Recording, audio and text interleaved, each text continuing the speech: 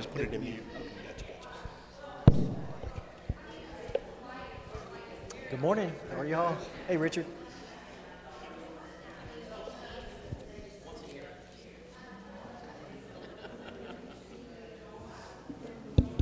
Good morning. Great to see everybody today.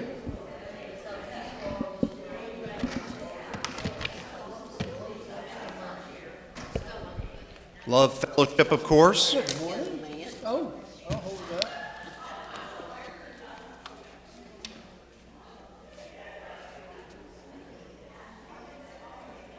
You're welcome.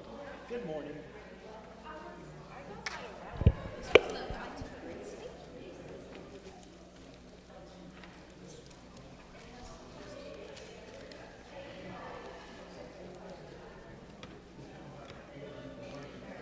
Has everybody had a good week? Yes. Good, good. Shelley and I prayed very deeply last night that severe weather stayed away, and we got that prayer answered again overnight. I hope nobody was affected. I know there were tornadoes out west last night on the ground near Weatherford and Springtown, so I hope nobody, cutting in and out? Oh, man.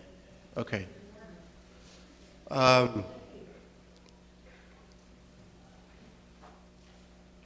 Just let me know if I keep doing it. You can still hear it right now, putting it in? Oh, man. You want to switch for now, and I'll change the batteries? No, what I want to do, Bobby, we're going to work on the fly here, lapel. Last week it did good.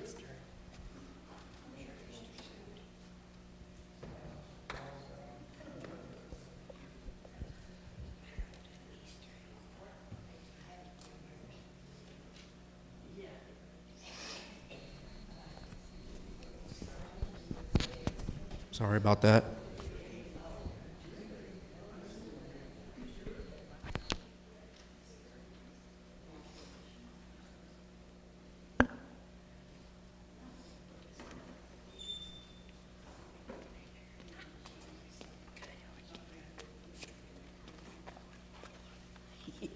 I don't waddle, I dawdle. I don't remember Rose and Jimmy, the Cox little girl, little boy and little girl. It doesn't matter. I can't remember them after I had my hip surgery. I was using a walker. How's that? Can you hear me still? This one's going to be sound a little bit different. It's not quite Yes, I used to always walk like a pig. as dialed in and robust, but please throw your hand up if it's like, Joel, you sound very bassy or squelchy. We can fix that. So thank you, sir. Appreciate that. But again, yes, I hope nobody was affected by severe weather last night.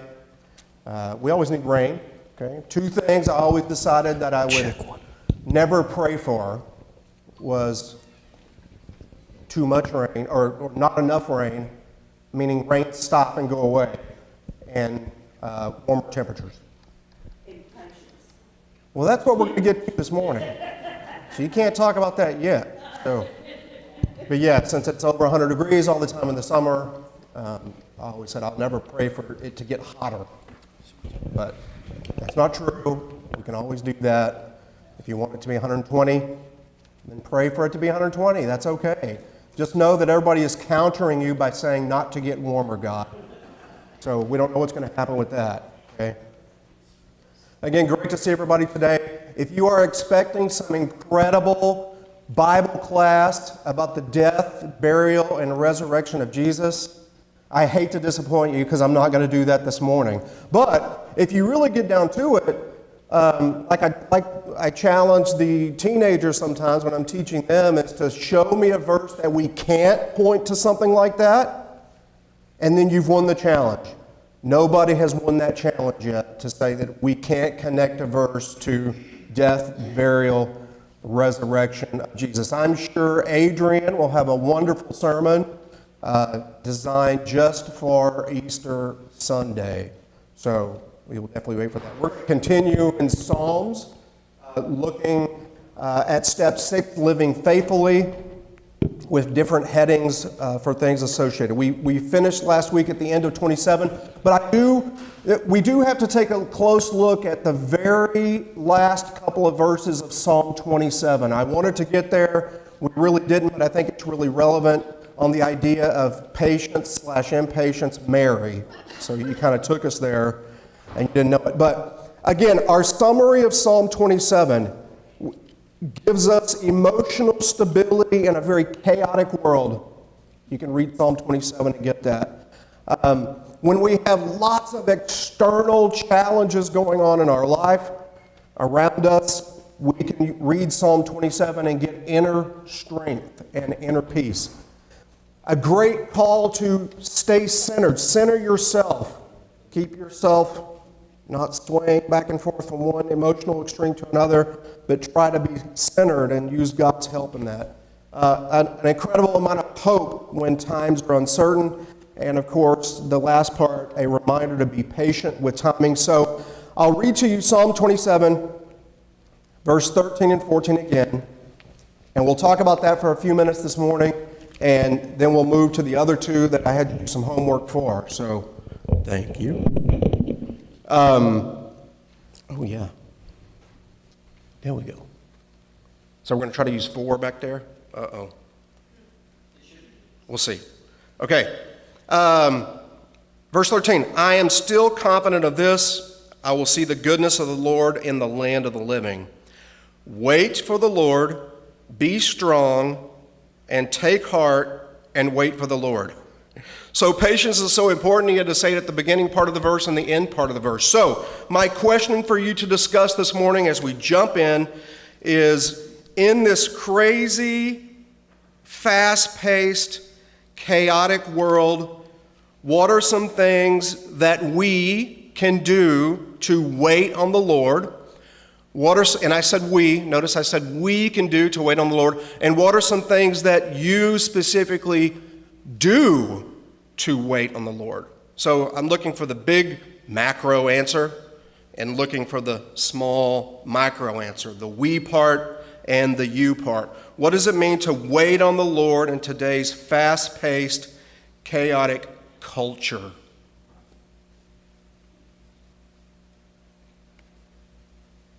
Stay focused. Yes, already said that. I'm kidding.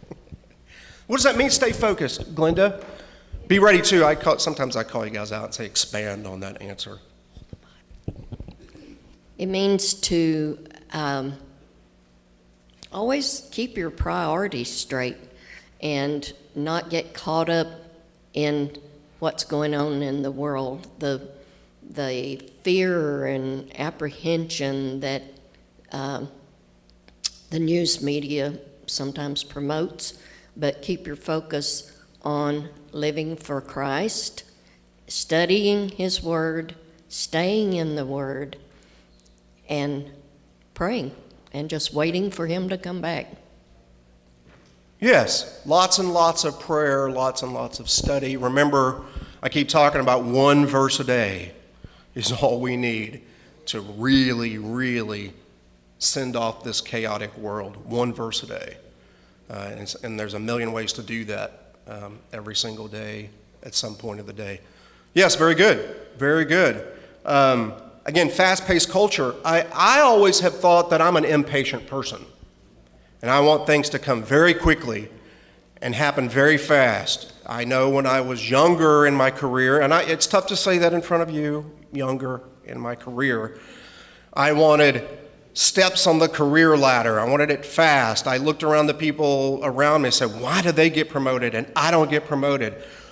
I want it. I want it. I need it. I deserve it.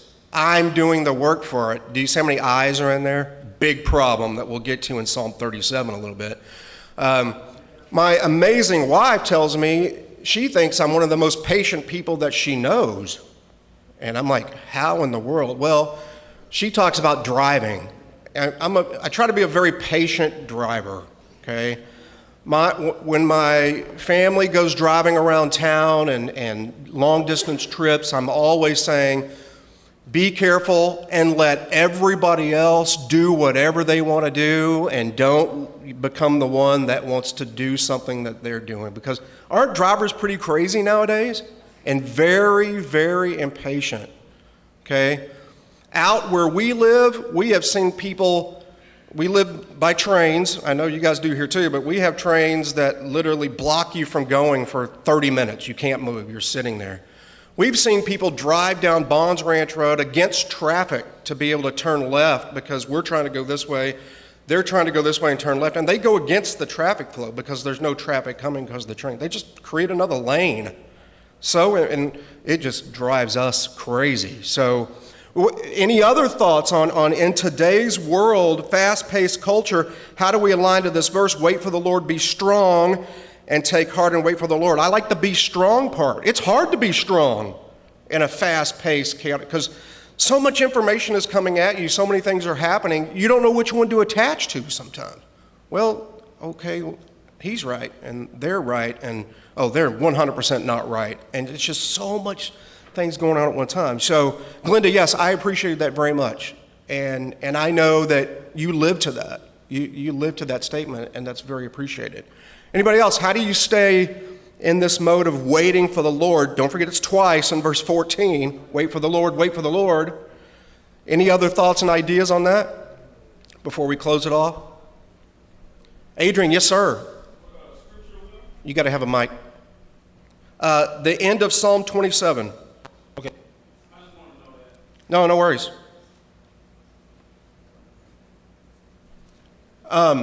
Good. What was that? That's what the microphone does to you. Yes, ma'am. Please.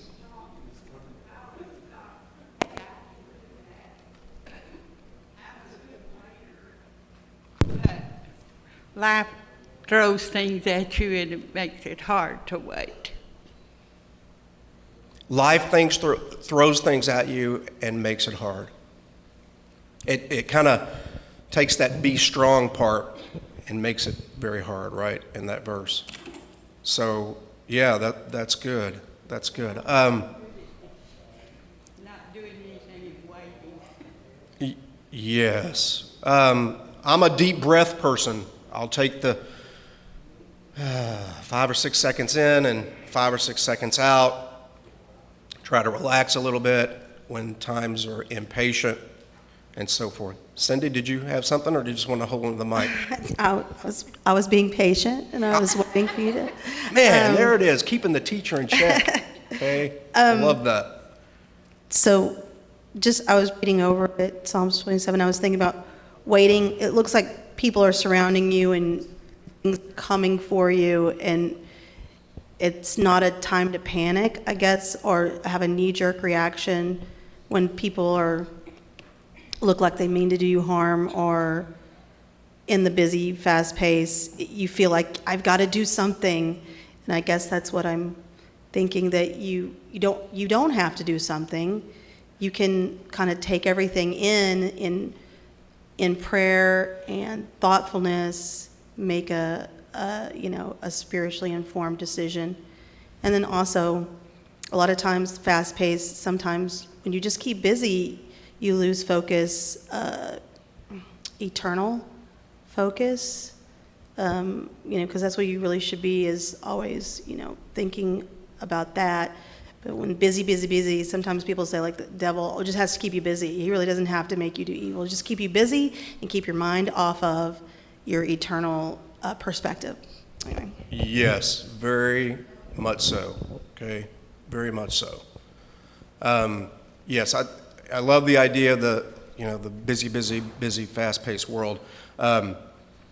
When I interview people at my company, one of the questions I like to ask people is, in a very fast-paced business world, how do you focus on the top priority item? How do you reprioritize or balance and stuff like that? It's a very hard question to answer, although everybody puts on their resume, I have an easy ability to balance my priorities and focus on the thing that needs to be done the most.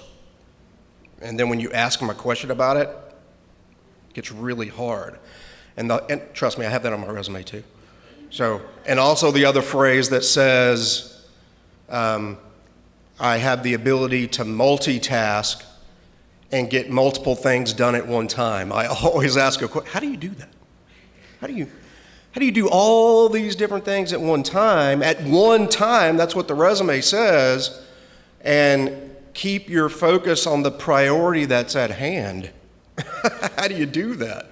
So you can answer that question if you want to. Typically, the answer is, well, yes, there are a lot of things coming at me, and I can look at something real quick and say, well, I can do that later. And then something else is coming in, I can do that later.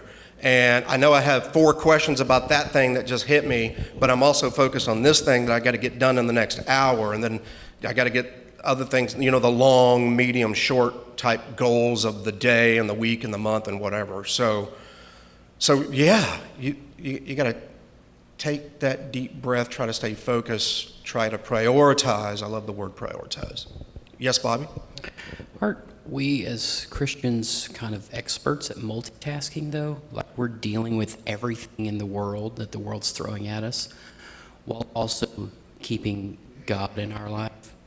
I mean, that's multitasking right there. Oh, yeah. 100% agree. 100% agree with that statement. Yeah, for sure the idea of our brain multitasking there, it does work. My thought process on my weird question for interviews is, how can you type a reply email to this person and type a reply email to this person at the same time? You can't. You do have to wait and do one or the other. So, but yes, I think we have to do a really good job of that multitasking side. Yes, we do. Good. Any other thoughts on, Mary, you said something about impatience when you walked in here, so you're not talking yet, but it's okay. Glenda. I think the take heart here, the take heart yes. in this means don't get discouraged while you're waiting. And that to me is the hardest part. Because there's discouragements all the time, right? They never stop. They never stop. Good.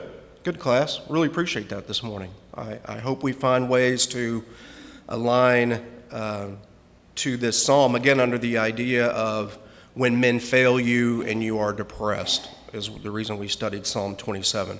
All right. We're going to switch gears a little bit, and we're going to move to your homework, Psalm 37. When your wallet is empty. Oh, I'm sure we're going to love this one. Now, let me set this one up for a minute. It is 40 verses, okay? And I'm going to read them all. Because there is nothing more powerful in the world that you guys just said than simply reading Scripture. I know Bill Knowles one Sunday evening when he was leading worship, his sermon was to read Scripture, and that's it. That's all he did. And it was so powerful and so good and so wonderful. So when you read this psalm, you may think, well, Joel, this has nothing to do with money. Well, it does and it doesn't, and that's what I want you to help me with, is those particular parts of this psalm, and thinking about why in the world would David need to write stuff like this down? I want you to think about that question as we read through it. Also, there are some things you get in here, a couple of verses that talks about David's age when he wrote this. See if you can call those out. Where we see things about money and the lack of it or the abundance of it, and little connections to Proverbs when you think you don't have enough.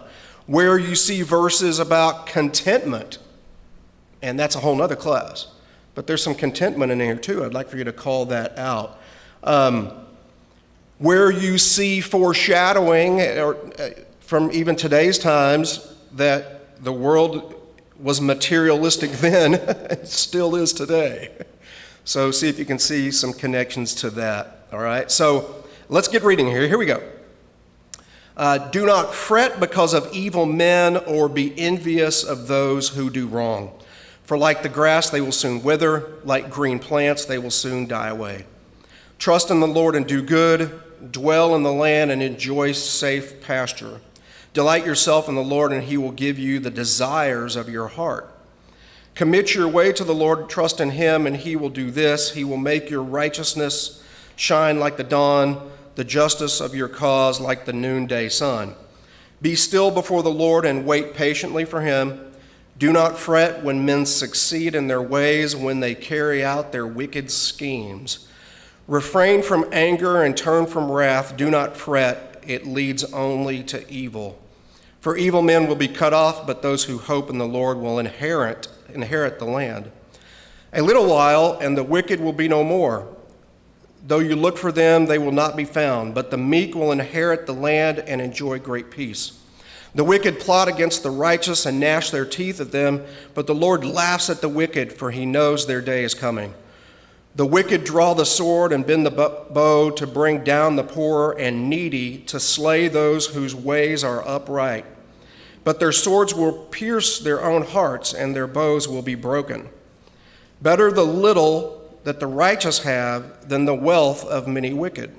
For the power of the wicked will be broken, but the Lord upholds the righteous. The days of the blameless are known to the Lord, and their inheritance will endure forever. In times of disaster they will not wither. In days of famine they will enjoy plenty. But the wicked will perish. The Lord's enemies will be like the beauty of the fields. They will vanish like smoke. The wicked borrow and do not repay, but the righteous give generously. Those the Lord blesses will inherit the land, but those he curses will be cut off. If the Lord delights in a man's way, he makes his steps firm. Though he stumble, he will not fall, for the Lord upholds him with his hand. I was young, and now I am old, yet I have never seen the righteous forsaken, or their children begging bread. They are always generous and lend freely. Their children will be blessed. I turn from evil and do good, then you will dwell on the land forever. For the Lord loves the just and will not forsake his faithful ones. They will be protected forever, but the offspring of the wicked will be cut off. The righteous will inherit the land and dwell in it forever. The mouth of the righteous man utters wisdom, and his tongue speaks what is just. The law of his God is in his heart. His feet do not slip. The wicked lie in wait for the righteous, seeking their very lives, but the Lord will not leave them in their power or let them be condemned when brought to trial. Wait for the Lord and keep his way. He will exalt you to inherit the land. When the wicked are cut off, you will see it. I have seen a wicked and ruthless man flourishing like a green tree in its native soil, but he soon passed away and was no more. Though I looked for him, he could not be found. Consider the blameless, observe the upright. There is a future for the man of peace. But all sinners will be destroyed. The future of the wicked will be cut off. The salvation of the righteous comes from the Lord. He is their stronghold in times of trouble. The Lord helps them and delivers them. He delivers them from the wicked and saves them because they take refuge in him. So, wow. Okay, there is a lot to break down there. Let's start with your thoughts on why in the world would David, a very rich, materially and wealthy king with anything at his disposal at the snap of a finger, need to write a psalm like this to help us as 2025 Christians on the idea of what to do when your wallet is empty? Why in the world, how in the world would he need to do this? I think he wrote it as a reminder to himself, because if you remember, he was a shepherd. They didn't really have a lot.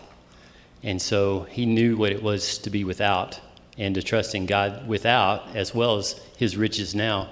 So it helps us, but I think it was a reminder to him. Yes, it totally was. That's a great answer.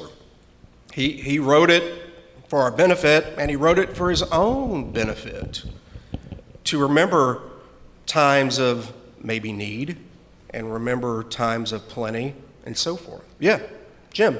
I tell you, I never entered the monetary aspect of this. It never entered my mind.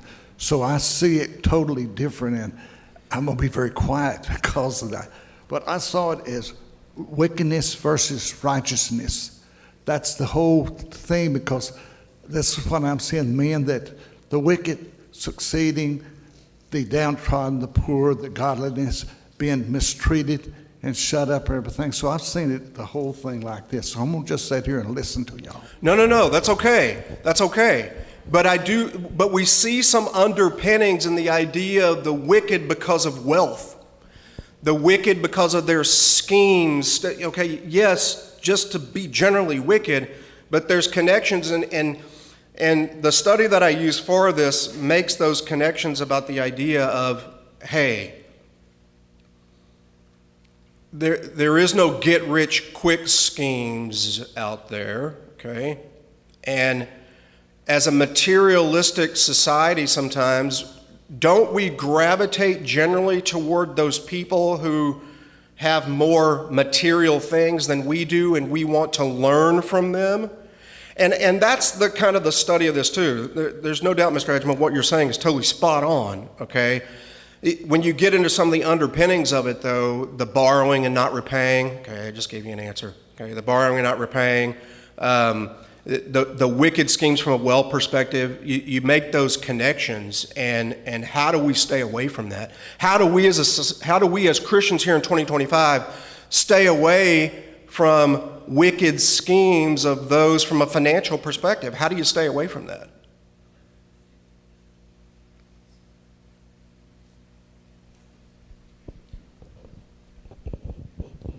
This is where you this is where you have to wait on the Lord. You pray about it. You see things that are going on in the world where the wicked prosper, and you just have to pray and wait on the Lord, because things are going to change. That's one thing that we can count on. Things are going to change. Either here on earth or ultimately in heaven someday. I can't wait to not have to pay for things in heaven, you know. I can't wait for that day. I don't have to worry about that. Hey, back to when I was young, I worried about money all the time. Didn't have enough, wasn't going to be able to afford a home and cars and insurance and blah, just fill in the blank all the time. Really, really bad. Remember I talked to you about that career ladder? I deserve. Well, after a lot of study and going into my 30s and 40s, I realized it ain't got nothing to do with me. It's all got to do with God and His timing and His approach. So I handed everything over to God when it came to career and finances. And you know what? There's not a day gone by that I haven't had something to eat, or haven't had a roof over my head, or haven't had a car to drive, or haven't had a job or ability to pay for things, and even ability to save for retirement, okay? And I think you see all those kind of things, and this verse is a lot of prayer. Mr. King goes into something like that to get you to that state of contentment, okay? You kind of see that in, does anybody remember a verse about contentment? In here? Not in the Bible, just in here. It's 16. Go to verse 16. Better the little that the righteous have than the wealth of the many wicked.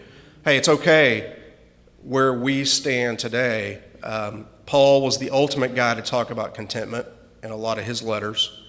So connection there, right? Here's a connection of David to Paul's letters in the future about being content in our lifestyle and with our finances and more and more. So again, I see articles sometimes about get-rich-quick schemes. Let's talk about that for just a minute, okay? That nowadays it's using AI to come up with an idea to write an ebook and let AI write the book for you, which is totally legal, by the way. And then you go to another website that you create, and you go to your social media page and you sell it. You sell that book for $10, $15, whatever. And if you sell 1,000 of them, you just made $10,000. If you sell 10,000 of them, you just made this. And then what people do is they take what they've learned and they sell that to other people who want to learn for $99.95. Okay, you go to a website and you buy what they've learned. And I read things about that. Guys, I'm going to tell you something. It is kind of hooking. You start thinking, oh my word, I can do this. I have some ideas. And then you realize that the amount of time that you have to put into it is really no different than having a good old steady plodding 40 to 50 hour a week job, because you don't put 40 or 50 hours into a job like that. You put 120 hours a week. You don't ever stop. You never stop doing it. And we know that, I believe that goes against our scripture too, to rest, okay? We have to rest from our labor. I don't know, were there any get-rich-quick schemes when all of you were way, way younger? Because, I mean, yeah, there were computers and stuff like that, but, well, where's Bill? I can always call on Bill for something like that, say that there weren't computers. And you guys probably remember days when there weren't. But were there ever get-rich-quick schemes detached from computers? Can anybody think of one? Amway. Amway. Wait a second, Chuck. They actually sell something. Amway I think we've all sells been duped products, with you know. Amway. The Amway pyramid scheme, right? So, and, oh, sorry, any Amway salespeople in here? Okay. Yeah, Amway was a big one a long, long time ago, that you could, it wasn't about anything, it wasn't about the product, even though it was a product to sell. It was how many people could you get under you. And then if you're smart, you realize only the tippy top ever make any money, and nobody down low ever does. They just don't ever do it. Okay, but again, you don't do it in an hour a day. You have to do it all the time. I don't think that's gone away. No, right. Oh, Bobby, it hasn't gone away. Now it's gone full electronic, okay? And I know I will probably, some of you will probably raise your hand to this one, because I buy them sometimes, or we do for our family, the Young Living essential oils. You know, the essential oil business is a pyramid scheme. Only the tippy top people really make money. Now, I actually know somebody from a job who did very well selling essential oil, but he did it by getting a lot of people under him and making money from their money, so forth. He did okay. So, but it's just not, I don't believe it's what Scripture really teaches us, the slow, steady approach to your income and to patience, and not letting the wicked schemes of those who do prosper, because there are people who do prosper from wicked schemes, okay? Bernie Madoff, you remember him of, 20 years ago or so? Hey, when you watch the Netflix thing or whatever's out there about him, you're like, man, I would have given him money. He was so good at selling the idea of wealth and prosperity if you simply give him the money to go take care of and invest. And I think this psalm's got everything against that. Do you think people were plotting and around David to try to be more wealthy than David, to try to get David and his kingdom to pay for things that he didn't need, maybe like that $600 toilet seat or something like that, Bad example, but you think people were doing that to David? I think they were, otherwise he would have written it down. What's that? No, try to make money off of your situation, okay? And they did it back then to David, and I think he had to keep himself in check about it, okay? Of course, we know Solomon was the ultimate of thinking he never, ever, ever had enough until he finally figured it out. Cindy, you got the mic. Yes, okay. This is last, I'm not going to talk again, but. I want you talking all the time. I've had the unique, opportunity. I went to Hollywood for 4 years because I was going to get out of this one-horse town in Saginaw and, see the world. And I learned a lot. First of all, I learned that, the Saginaw is a really great place, and I'm glad I was born here, and I'm happy I'm here. But I was around a lot of rich people. I was very poor because I was a, Hollywood assistant, but I was surrounded by very wealthy people. And it is miserable to be wealthy because you're still competing with even wealthier people. And I used to get calls constantly for people, for parties and galas, and they were asking for donations. And you're constantly calling your boss, like, you're gonna go to this party? Yeah, okay, well, what do you want? Do you want to be the sapphire donor? That's $25,000. Would you like to be the platinum donor? That's $100,000. So they are constantly having to, people siphoning off of them. Mm-hmm. It's very lonely. they have a tight-knit group because everyone is at you. That's why I was thinking of King David. He probably had the perspective of being poor and maybe not having everything, but not having everyone trying to leech and siphon off you constantly and never really knowing who your friend is. And it's good to be satisfied with, and I tell my kids, middle class is great because you have all your needs met, but not all your wants. And that's one of those that gives you motivation. That's kind of like you can dream and scheme and have fun. Nobody's constantly at you trying to get things. The richer you get, the lonelier it gets. And yeah, I've just learned that. And it's good. It's a miserable place to be. That's a great, I think you see that throughout this psalm, you know, that can end up happening. But your thought process invoked another question that I have. How do we get away from the wanting? How do we stop doing that? How do we ease that a little bit? You just heard from me, younger days, want. How does that happen? I know Mr. King said, wait and pray, okay, and great things will happen, and that's really, really good. Are there others, though? How do you get away from wanting more, wanting the shinier car, wanting the bigger house, wanting the fatter wallet? Because this is about your wallet being empty, by the way. Yes, Bobby? I think that comes with just getting older. I mean, the amount of patience I have now, there it is again, patience, but the amount of patience I have now compared to in my teens and 20s, it's incredible. And you just learn it as you get older. So there's a wisdom part to it. Yes. Okay. I totally agree with that. There's a wisdom, but I didn't have it back then. I'm not an expert at wisdom in it now, you know. Yes, Glenda? I think it's a learned process. Ooh. Because Paul said, you know, I've had a lot and I've had nothing, and I've learned to be content in the state I'm in. And I think we get there by prayer. I pray all the time for God to give me a content heart, to not want things that, things of the world, or, you know, more of this or more of that. Yeah.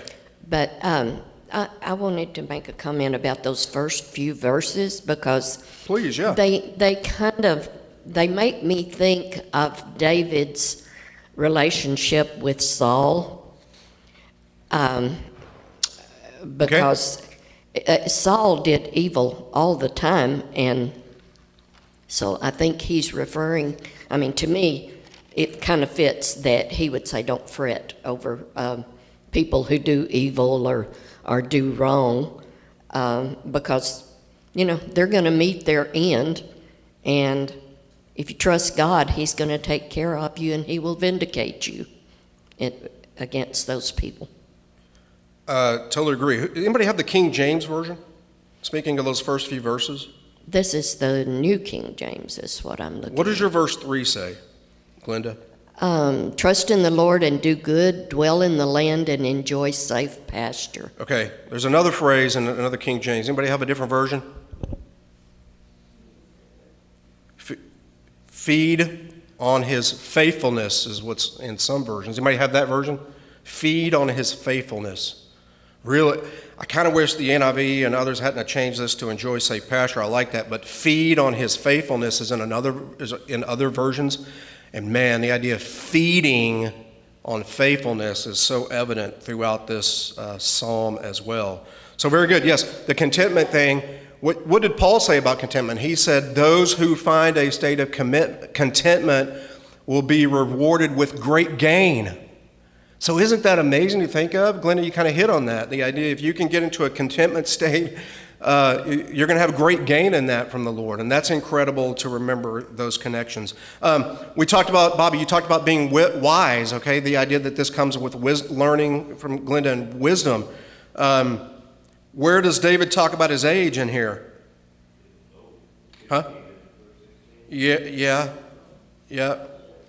And then in 23 again, Wait. 25. Yes, ma'am. In 25, I was young, Bobby, and I was still trying to figure things out, and now I'm old, but even throughout all that, I've never seen the righteous forsaken, but the unrighteous have been forsaken. Oh, he's flopping around, okay? Or children begging for bread.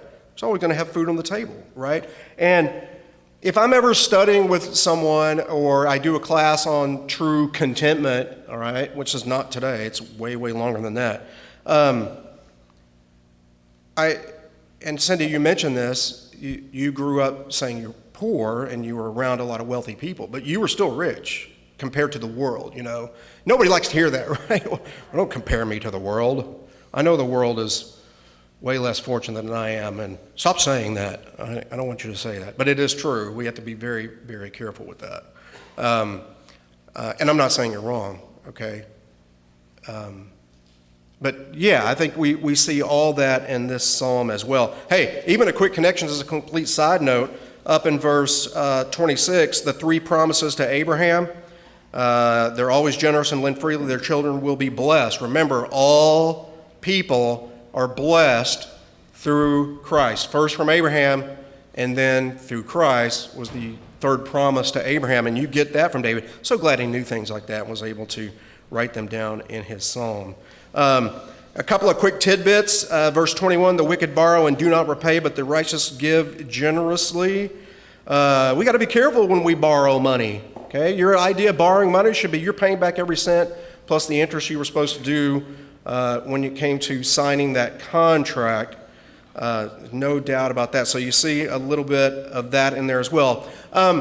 We may talk a little bit about this more at the end of class, or sorry, at the beginning of class next week, and then get into Psalm 67, when your prayers grow narrow and selfish. We'll focus on that next week in the end of 37. But one quick tidbit too. You'll see in a few verses here that dishonesty with your finances is going to get you in trouble. And you shouldn't do that, right? You shouldn't do that. I know tax time just finished up, okay? And I was not able to itemize deductions for the first time in a long time because, thank you, people who did it. You put something in place that I don't have to worry about that anymore, which is really, really good. But itemizing deductions helps lower my tax burden. And I didn't try to fake my way to add a bunch of charitable deductions that didn't exist. And I know people who've done that before. And we got to be really, really careful with stuff like that. Matter of fact, not be careful. You can't do it.